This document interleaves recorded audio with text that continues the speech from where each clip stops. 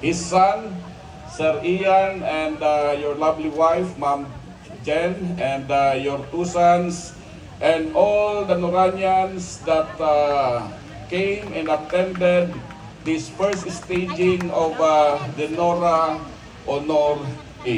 Yesterday, I was visited by representatives from Samar and Leyte.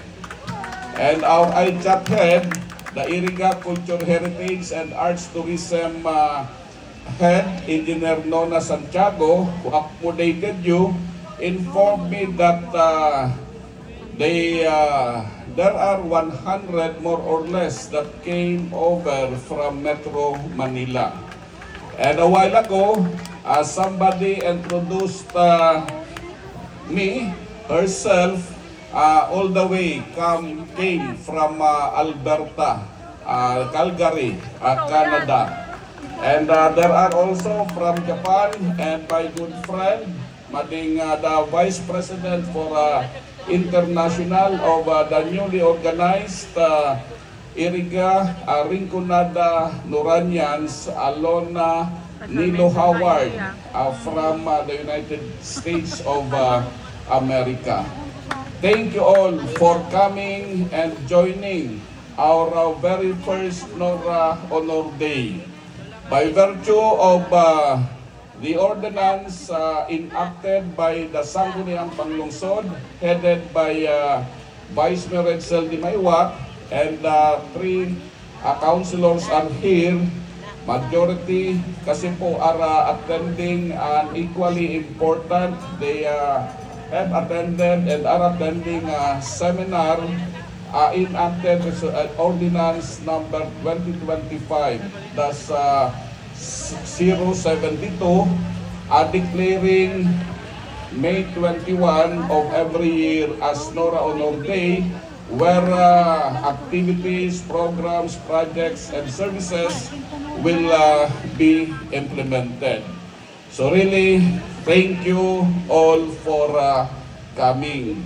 So we really are institutionalizing the celebration of this event. And we are of immense pride because the Provincial Director of the Department of Trade and Industry, our good friend, Sir J. Percival Ablan, is joining us also tonight. Salamat, Apadin J. So before the program started, we were presented of a project of the local government of Iriga.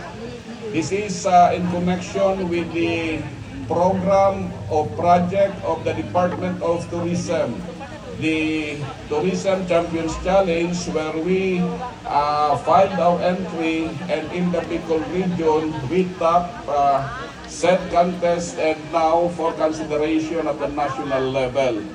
Because once we will be declared among the 10 local government units, we will be granted of an 18 million. And counterpart of that, as you can see, the project costs 40 million.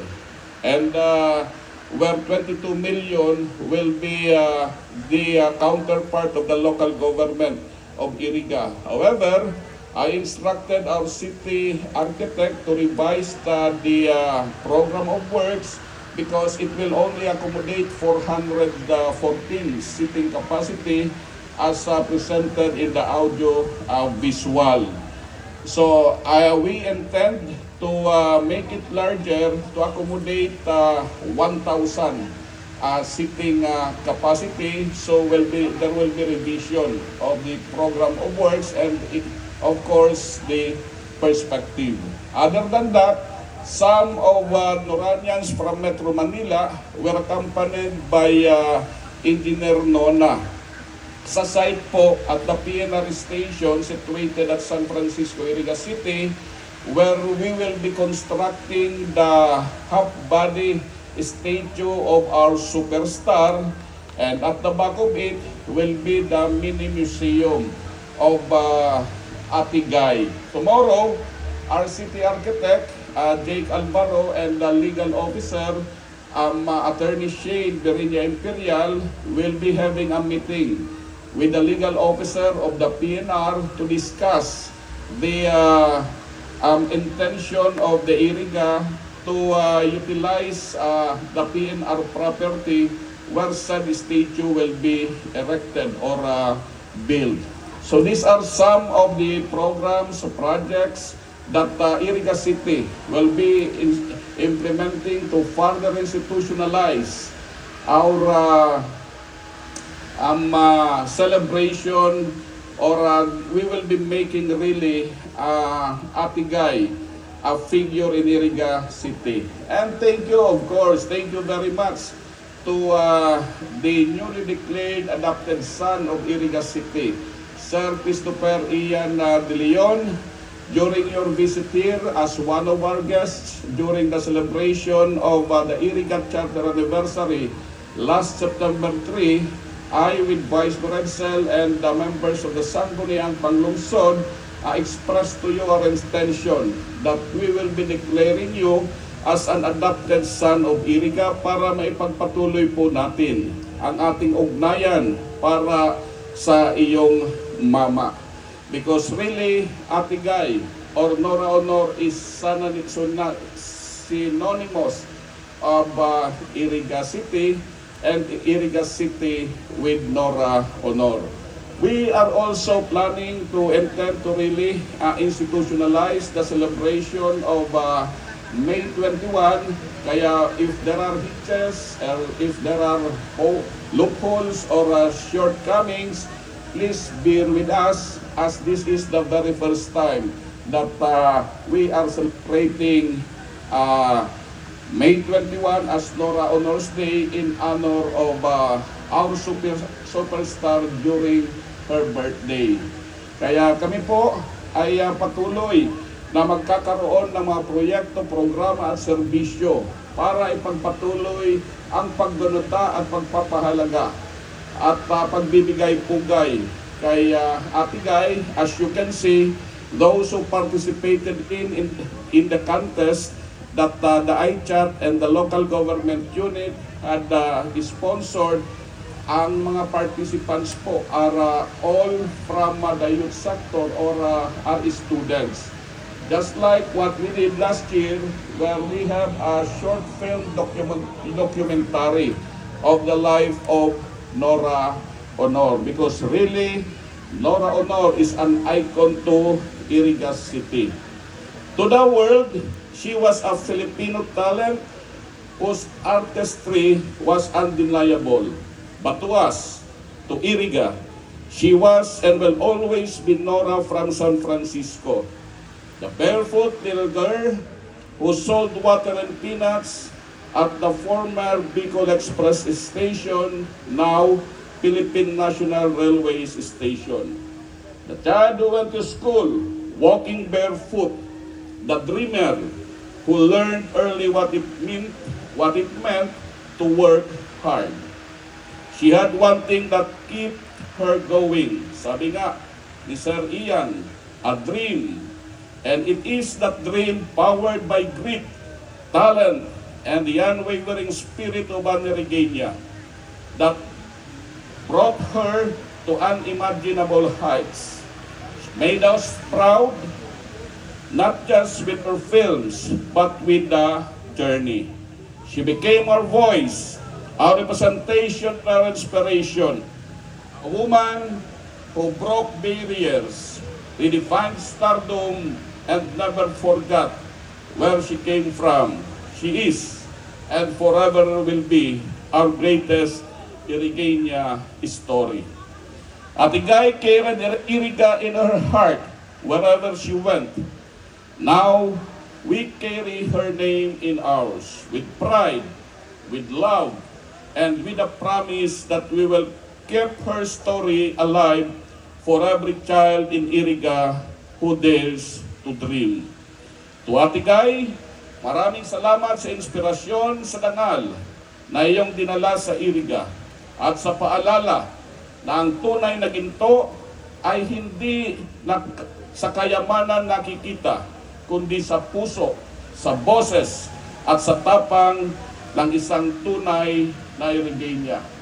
I'd like to congratulate the newly inducted officers of the Iriga Rinconada Noranians Organization, to the President, Mading Jenny Moran Wolf, sa mga Vice President, nandyan lagi si Ma'am Ina, the best friend of Ate Guy, si Ma'am Jocelyn Pilio, and all the way from US, as I earlier mentioned, si Ma'am Alona Nilo Howard, at sa lahat po na talagang binibigyan ng halaga ang buhay at legacy ng ating nag-iisang superstar. Congratulations to you. All that you will be doing are pure volunteerism. Unlike us, when we were elected and started to perform our duties in we were paid. Alagad, sa inyo po, on your part, talagang purely volunteerism, and more often than not, you will be spending money out from your own pocket.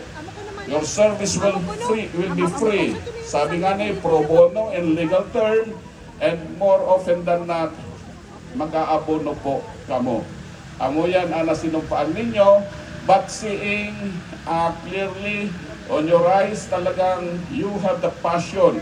Just like our visitors who came over from other places in the Philippines and other part of the world, talagang pumunta kayo dito para lang ipagpatuloy ang pagbibigay-pugay at pagpapahalaga sa buhay at ligasiya ng ating nag-iisang superstar.